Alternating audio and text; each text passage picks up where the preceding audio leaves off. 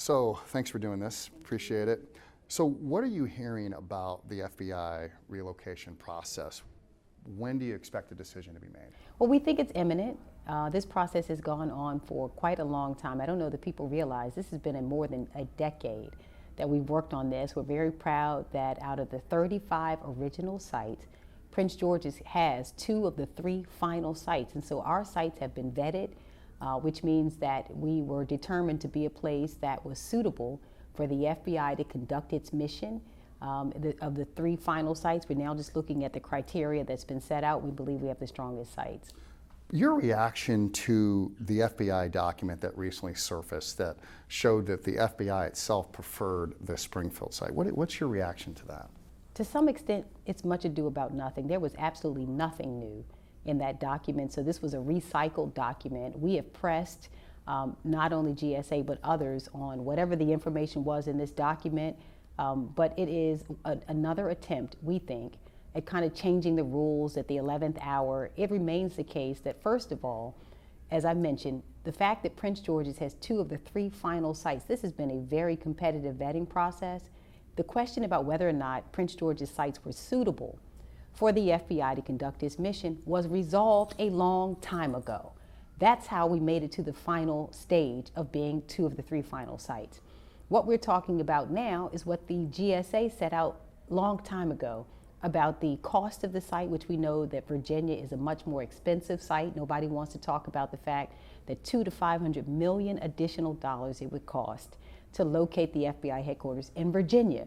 Our sites are also accessible to the metro. We have the only site at Greenbelt that's right at the metro. So transportation, environmental factors, going out to Virginia, anyone who's traveled that way knows that all the traffic that's on the road would also create a problem there. And then equity is something that President Biden has established in now 2 different executive orders, saying that we want to make sure that these federal assets are used in a way that is equitable. And what we mean by that is that the numbers don't lie. The federal government has now spent $420 billion in the Fairfax County area, compared to $120 billion in Prince George's County. So 4 times the federal investment has gone into a community that is now known as one of the wealthiest, the 2nd wealthiest in the country. And we think it's time to rebalance these opportunities and to give some other jurisdictions like Prince George's County an opportunity to benefit from. So talk a little bit more about the equity, because that's a question I was going to ask later on. In your mind, what else should there be considered in regards to the equity argument? The equity argument, I need to be abundantly clear. There are some who insulted us by starting to say, well, we can do a mere head count, and we think we have. So in other words, diversity and equity, let's be clear, are not the same thing. We're not talking about diversity. We're talking about the way that we spend federal dollars, whether or not it is fair to spend taxpayer dollars to benefit one jurisdiction over another. And that's why, again, when we talk about 4 times the amount of federal investment, the mere dollars that have gone in to enhance Fairfax County versus Prince George's County, that's what we're talking about. As we understand that these are job centers. The FBI creates job centers. It helps us to grow income. It helps us to also to grow economic opportunity for our families. And we believe that this ought to be done in a way that is equitable and fair. Mm-hmm. Now, I've looked at the tax issues in your county compared to Fairfax, and clearly the taxes are more expensive. The property tax is more expensive in Prince George's County. And I hear that's an argument from people who work for the FBI, people who potentially could work for the FBI, is that, you know, the taxes are more palatable in Fairfax County. Talk about why that is an argument that should be dismissed in your mind. Nobody ever decides where to bring a federal asset based on the convenience of whether or not the people who work there find it that it might slightly inconvenience them. That wasn't the decision that was made when we decided to bring, for example, the Pentagon to Virginia in 1941. That was a huge decision that has changed the trajectory in Virginia. Now we know for decades, right? Brought wealth there, brought jobs there. That's the kind of decision that the federal government has the opportunity to make that benefits the jurisdiction. You can look at Montgomery County, where we have an asset that was brought there as well. So we know that the federal government can make these decisions, but saying that somehow it is, first of all, it's not true. We have affordable housing in Prince George's County here. We have also transportation. We have a world-class university that provides for us a workforce to support the FBI. So we have everything that is necessary for the FBI to conduct its mission, and we have beautiful communities in which the employees can live. In fact, 40% of the FBI employees already live in Maryland. We have long supported the largest share, 20% of the federal workforce lives in Prince George's County, and the federal workforce from this area. But we only host 4% of the office jobs, yet another number that shows the disparity that must be corrected. So can you trust that the General Services Administration, which will make this decision, is trustworthy in this process, given the fact that they own that property that's in Springfield? Does it feel like maybe the fix is in? Well, what it feels like is that the criteria changed at the 11th hour. We were expecting essentially to have a decision in September of 2022. And instead what we had was a new criteria that was added saying that we needed to be, in order to win this, you have to be closer to Virginia. I don't know how we can be closer to Virginia than Virginia to suddenly say Quantico. Again, this has been decided over a decade. Never once has that criteria been raised that somehow we should be close to Quantico. When we have here a federal courthouse, we're closer to many of the assets that make it important for the FBI to complete its mission. Quantico has never been that. In fact, the director of the FBI said he preferred to stay in D.C. And D.C. is further from Quantico than it is from our sites in Landover and Greenbelt. So obviously it was not important even to the director of the FBI until it looked like it was coming to Prince George's. So we just want a fair process. And we believe that if that process is fair, and if we stick to the criteria that has already been set out, all of a sudden cost to taxpayers. Do you think the taxpayer believes that the cost of the site is the least important criteria? That's now the least important criteria. But Virginia officials say that's not true, that it won't cost the amount that you and Governor Moore and others have said. It's true. They have to relocate. They have a number of agencies on their site now that will have to be demolished and relocated. And not only a cost of $200 to $500 million additional dollars, but it would cost time. So our sites are ready now to begin, and they are prepared to go forward. Governor Youngkin has made comments about the FBI, particularly when it comes to the indictment of former President Trump. Do you think that should weigh in to any decision that the FBI, the GSA makes? I know the governor addressed that issue and was concerned about the governor's, his counterpart's comments, but what I can tell you again is that if we look at the 5 criteria that have been set out over these last several years during the course of this competition, Prince George's County remains the strongest site. Again, where transportation is concerned, where the cost of the site is concerned, the environmental issues, we remain the strongest site. And this is consistent. We want the Commander-in-Chief's desires to be followed. The Commander-in-Chief of this country has said that where these assets are concerned, he would like for equity to be a part of it, meaning he wants the federal dollars to be used in a way that is fair for all of our jurisdictions. We believe we ought to follow the Commander-in-Chief's executive order. And I want to get to the Commander-in-Chief in a second, but does the Maryland delegation need to meet with the GSA again? Would you like that opportunity to sit down with them again before this process is finalized to make that final push, especially given the fact that this FBI document came out and showed some preferences to the Springfield site? We're always welcome. We're always open to meeting with GSA. We've continued to have conversations. We believe we made a very strong presentation along with our senators and our federal delegation. We want to thank them for the tremendous leadership they've demonstrated in the work that they have done. This is an all hands on deck effort for us, again, involving the governor as well as our federal delegation. We're happy to meet with GSA if they would like to meet with us again, but we believe we made a very compelling case when we recently met with them as to why Prince George's County. But do you think you need that final push with the GSA, another meeting? Do you think that's what will help seal the deal? I just think they ought to follow the criteria they set out over all these years, and we can make a selection which we are sure if we follow their own rules, Prince George's County will be the site they select. Talking about the Commander-in-Chief, should President Biden get involved in this a little bit more? Should he intervene if perhaps a decision? I would like for the Commander-in-Chief to say that he'd like his executive order to be followed.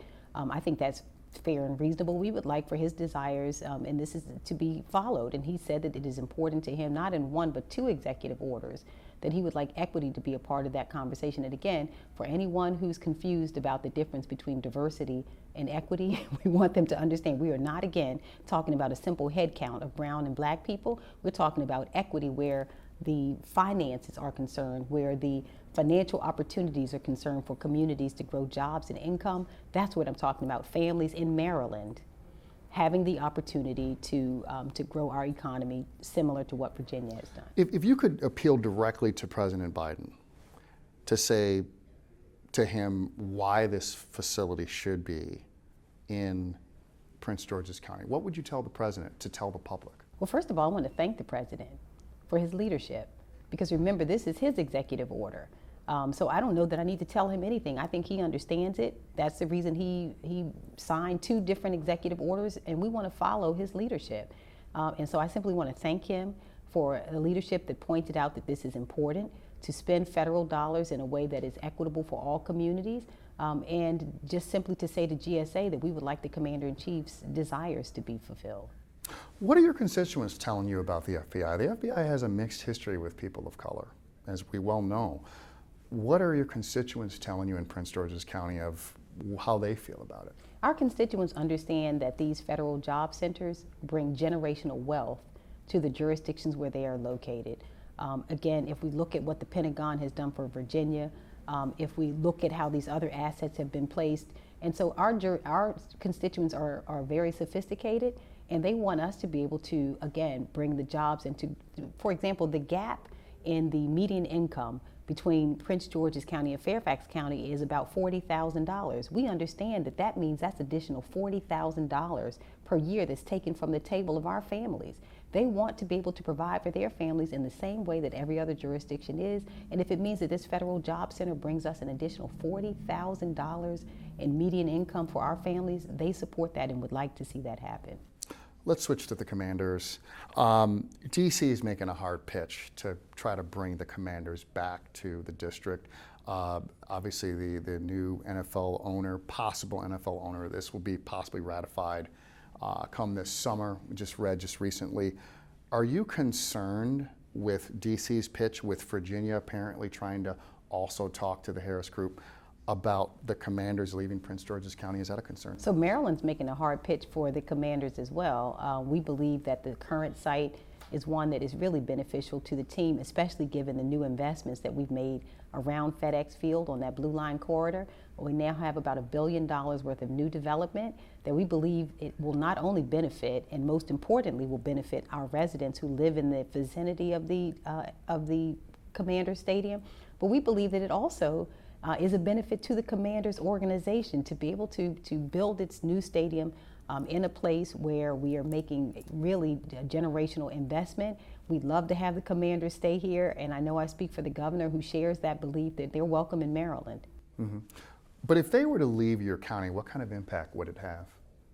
Well, we're making that $1 billion investment along that Blue Line corridor, whether they come or stay, and whether they come or leave, I'm sorry. So I am very concerned about the people around the vicinity of the FedEx Field site who have seen very little investment to this point. We are building an amphitheater, a youth sports center, a library and cultural center.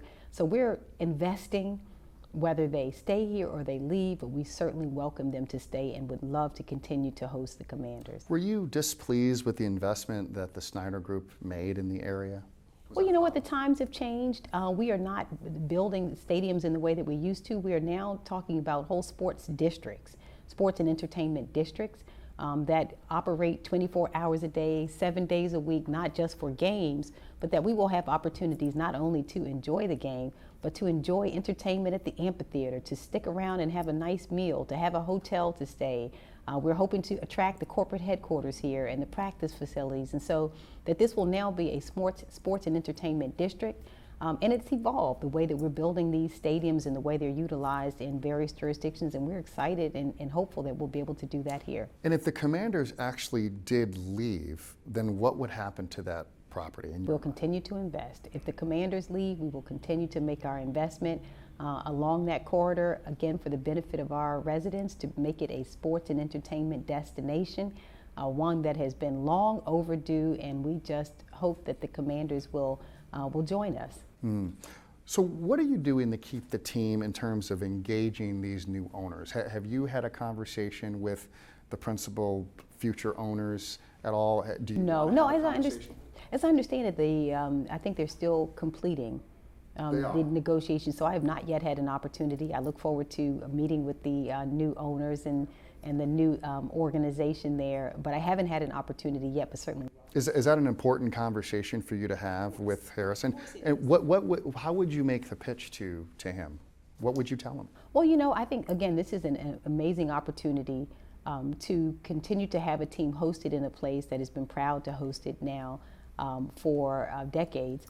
And with the new investments that we are making and the commitment that we have made, not only to invest in the Blue Line corridor, but all of the other investments that are coming around this area make it a wonderful sports and entertainment destination for the team. And would like to talk with him about the investments we intend to make here and how we'll continue to make it a beautiful place for the team to operate. What do you believe the Commanders' current location and the team mean to your community in Prince George's County? Oh, we are long-standing fans of the Commanders. I am included among that number. We have been loyal to this team. Our residents have certainly been really loyal fans to the Commanders. And I think it means, again, jobs and opportunity. It means a growing tax base here for our community. And again, it means a place where the Commanders can come where they are desired, where the fans have stuck with this team through thick and thin, and will continue to support the Commanders in their efforts. Now, your counterpart, Mayor Bowser, has really been working feverishly trying to lobby the federal government to get RFK Stadium into the hands of the district. Is this kind of a friendly competition between the two of you to? Oh yeah, Mayor Bowser is doing her job and doing it well. She's done a lot of, she's been an amazing leader in the district. She's been a good partner for Prince George's County, and I believe we've been a good partner to her as well. We regard ourselves as neighbors, which means we root for each other. But not on this particular issue. Not on this particular issue. Yeah, we're at odds on this particular. We disagree. We're having a friendly disagreement about where the Commanders should be home. We think they should stay home, which happens to be Prince George's County. She'd like to attract them to come back over to the district. But again, we know that we develop as a region, and DC already has a lot of opportunities for sports and entertainment. And again, as we rebalance these opportunities, having this one in Prince George's County simply makes the region stronger. Prince George's success is DC's success, and we hope that they will view it that way. Have you had a conversation with her about this, a friendly possible wager, any type of banter with the mayor? No, we're too busy working to attract the Commander. She's having her, she's putting her team in place. Our team is in place, and we again remain really supportive of each other's jurisdictions, because we know that our success is intertwined. That we border each other, and we are really recognizing that we're neighbors. But it seems like you're prepared with a contingency plan if the team leaves, but your desire is to make sure that they stay, because would it be a blow if you don't get the FBI headquarters and if the Commanders leave? What kind of impact would that have on the county? We desire to have both the Commanders and the FBI be here, and we are making every effort to be attractive to them, to put the investments on the table, for them for in the case of the FBI to come, and in the case of the Commanders to stay here. And we're hopeful and very optimistic, to be honest with you, about the chances of us retaining both and having both in Prince George. But if it didn't happen and you lose the Commanders eventually and you don't get the FBI facility, what kind of impact would that have on the county? Well, we're going to continue to make investments. And Prince George's is such an attractive place now for investors to come. They're coming every day, and if this opportunity for some reason does not materialize, we know that there will be others. Although we have not given up. I believe that the FBI will look to select Prince George's County. I believe it's been coming here for a long time. I'm optimistic that we will be selected, and I believe that the commanders will give us a serious look as well. And I think that, especially some of the owners, I think they have some of the same interests we do, not only in having their team continue to excel and profit, but I think they want to do so in a way that uplifts communities like Prince George's County. I think they're interested in being in a place like Prince George's.